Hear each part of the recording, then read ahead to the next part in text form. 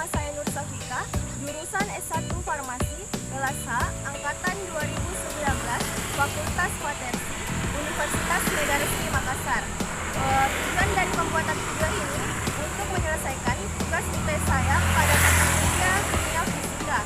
Saya akan memaparkan materi tentang resume kimia fisika.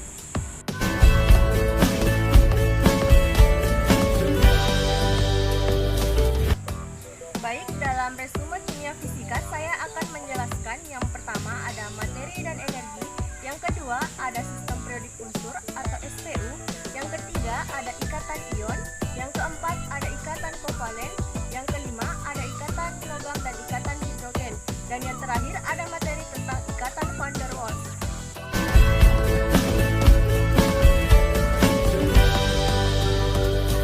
Baik, dalam materi yang pertama ada materi dan energi. Dalam materi ada yang dinamakan hukum kegagalan massa. Antonio Laurent Lavoisier pada tahun 1743 sampai 1794, seorang ahli kimia Prancis telah menyelidiki hubungan massa zat sebelum dan sesudah bereaksi. Lavoisier menimbang zat sebelum dan sesudah dan kemudian menimbang hasil reaksinya. Ternyata massa zat sebelum dan sesudah bereaksi adalah sama. Jadi massa zat sebelum dan sesudah bereaksi yaitu sama. Itulah yang dikatakan dengan hukum kegagalan massa atau hukum Lavoisier. Selanjutnya yaitu klasifikasi materi.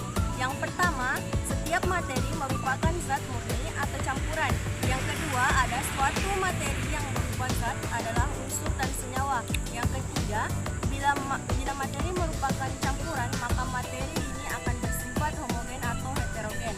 Yang keempat, perubahan antara unsur dan senyawa dinyatakan kimia, dan perubahan antara zat campuran dinyatakan sebagai perubahan fisika. Selanjutnya ada materi ciri-ciri perubahan fisis.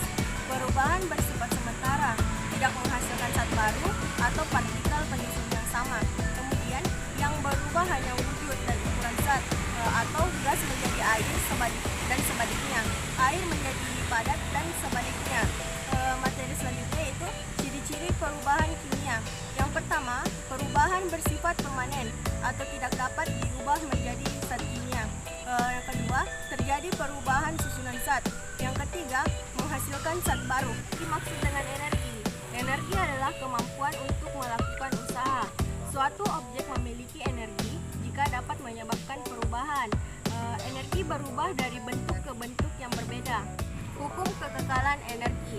Energi tidak dapat diciptakan dan tidak dapat dimusnahkan. Energi tidak dapat berubah bentuk dari bentuk satu ke bentuk lainnya. Adapun bentuk-bentuk dari energi yaitu energi mekanik, energi panas, energi listrik, energi magnetik, energi kimia, energi bunyi atau getaran, energi nuklir, dan energi matahari. Contoh dari energi yaitu energi mekanik berubah menjadi energi listrik, energi listrik berubah menjadi energi bunyi, energi kimia berubah menjadi energi listrik.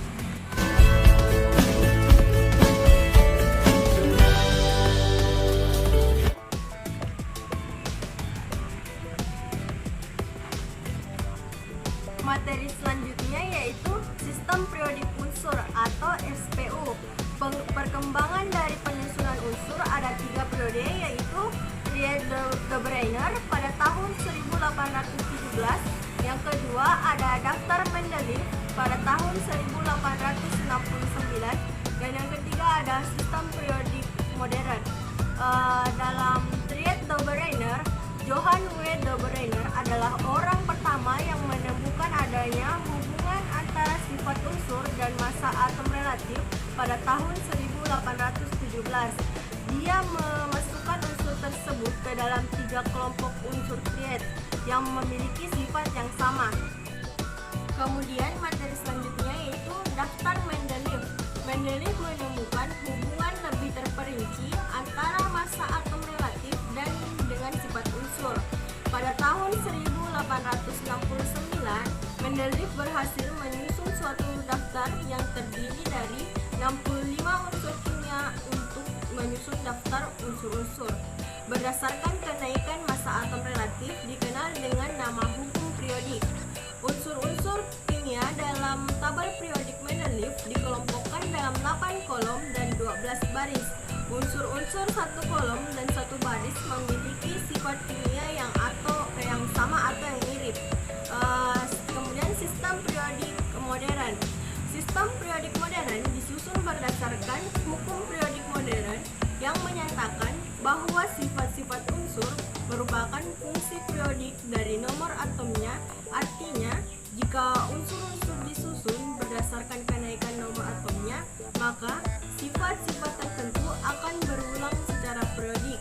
Itu sebabnya tabel unsur-unsur tersebut dinamakan dengan tabel periodik. Sifat-sifat unsur dalam SPU atau sistem periodik unsur yaitu 1. Jari-jari atom. Jari-jari atom adalah jari dari inti atom sampai kulit-kulit elektron terluar. Yang kedua ada energi ionisasi. Yang ketiga ada afinitas elektron.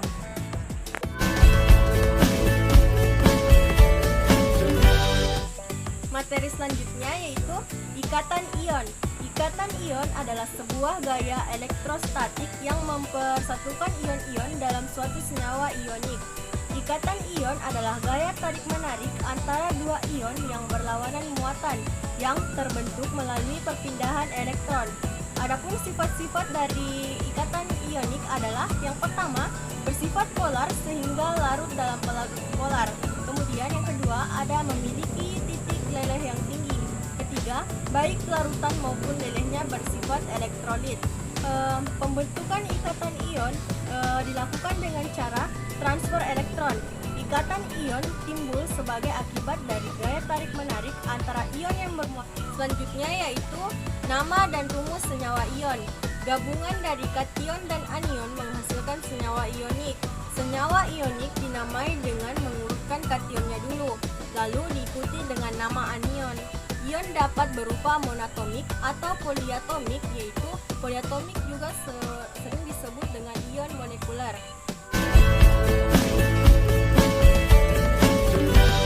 Baik, pada materi selanjutnya yaitu ikatan kovalen.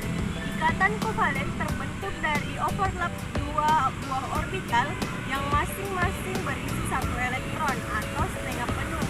Penggunaan bersama elektron oleh dua atom sebagai cara untuk mendapatkan kulit terluar yang diisi penuh oleh elektron. Ada beberapa jenis ikatan kovalen yang semuanya tergantung pada jumlah pasangan elektron yang terlibat dalam ikatan kovalen. Ikatan tunggal merupakan ikatan kovalen yang terbentuk satu pasangan elektron. Ikatan rangkap dua merupakan ikatan kovalen yang terbentuk dari pasangan elektron. Begitu juga dengan ikatan rangkap tiga yang terdiri dari tiga pasangan elektron. Terdapat juga bermacam-macam jenis ikatan kovalen seperti sigma, pi, delta, dan lain-lain. Senyawa kovalen dapat dibagi menjadi dua senyawa yaitu kovalen polar dan kovalen nonpolar. Pembentukan ikatan kovalen digambarkan dengan struktur Lewis sebagaimana peranan elektron valensi dalam membentuk ikatan. Pembentukan ikatan kovalen dengan cara memakai bersama pasangan elektron tersebut harus sesuai dengan konfigurasi elektron pada unsur gas mulia yaitu 8 elektron kecuali He yang berjumlah 2 elektron. Selanjutnya yaitu aturan penulisan rumus Lewis. Yang pertama, semua elektron valensi ditunjukkan dengan titik-titik di sekitar atomnya. Kedua, satu ikatan, dalam hal ini ikatan tunggal antara dua atom dibentuk dengan penggunaan bersama dua elektron atau satu elektron dari masing-masing atom. Ketiga, satu garis sebagai ganti pasangan titik sering digunakan untuk menunjukkan pasangan elektron ikatan. Yang keempat, elektron yang tidak digunakan untuk ikatan tetap sebagai elektron bebas. Titik-titik tetap digunakan untuk menyimbolkan pasangan elektron bebas. Kelima, kecuali untuk atom hidrogen yang akan memiliki dua elektron bisa berikatan. Atom umumnya akan memiliki 8 elektron untuk memenuhi aturan oktet. Selanjutnya terdapat beberapa macam ikatan kovalen yaitu pertama, polarisasi ikatan kovalen dan berdasarkan kepolaran ikatan dibagi menjadi dua yaitu ikatan kovalen polar dan ikatan kovalen non-polar.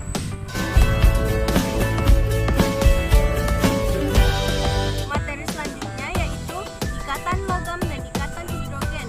Ikatan logam adalah ikatan yang terbentuk dari adanya gaya tarik-menarik yang terjadi antara muatan positif dari ion-ion dan muatan negatif dari elektron-elektron yang bebas bergerak yang dihasilkan oleh elektron valensi masing-masing logam. Sifat-sifat logam yaitu yang pertama, logam dapat ditempa, dapat dibengkokkan, dapat direntangkan dan tidak rapuh. Kedua yaitu sifatnya mengkilap. Yang ketiga, daya hantar listrik. Yang keempat, daya hantar panas. Dan kelima yaitu titik lilih dan titik lelehnya tinggi. Adapun faktor-faktor yang mempengaruhi yaitu titik leleh dan titik lilih. Yang kedua, jari-jari atom. Yang ketiga, jumlah elektron valensi atau elektron yang terdelokalisasi. Dan yang terakhir, bilangan koordinasi. Adapun contoh-contoh dari ikatan logam yaitu ikatan logam natrium dan ikatan logam magnesium. Ikatan hidrogen. Ikatan hidrogen adalah ikatan antar molekul yang memiliki atom H yang terikat pada atom yang memiliki keelektronegativitas yang tinggi. Ikatan hidrogen digambarkan sebagai suatu bentuk interaksi elektrostatik antara atom hidrogen yang terikat pada atom elektronegatif dan atom elektronegatif lainnya. Sifat-sifat dari ikatan hidrogen yaitu gas tak berwarna, tak berbau, dan tak berasa. Kedua yaitu mudah terbakar. Yang ketiga, terdapat lebih banyak di bumi dalam bentuk persenawaan. Keempat, memiliki titik lilih dan titik lebur yang sangat rendah. Kelima, pada suhu normal, hidrogen adalah gas inert.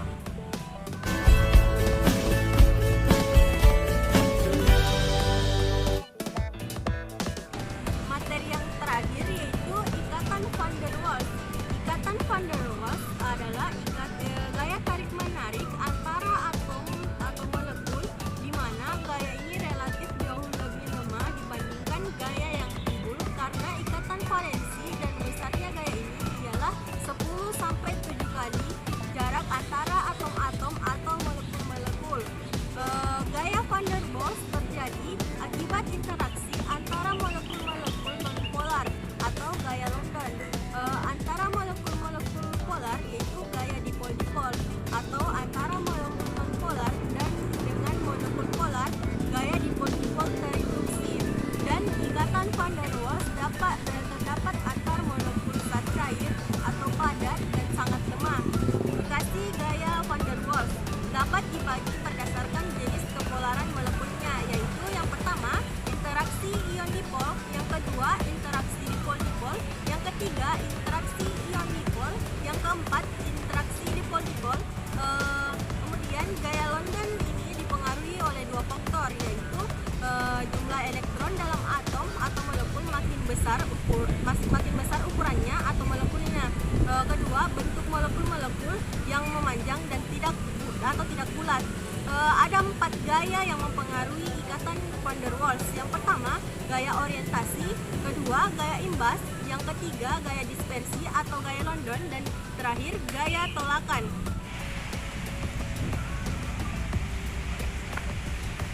Itulah pemaparan dari saya. Kurang dan lebihnya mohon dimaafkan. Terima kasih. Wassalamualaikum warahmatullahi wabarakatuh.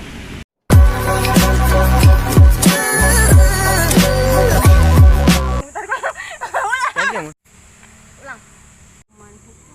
Ngajak mi.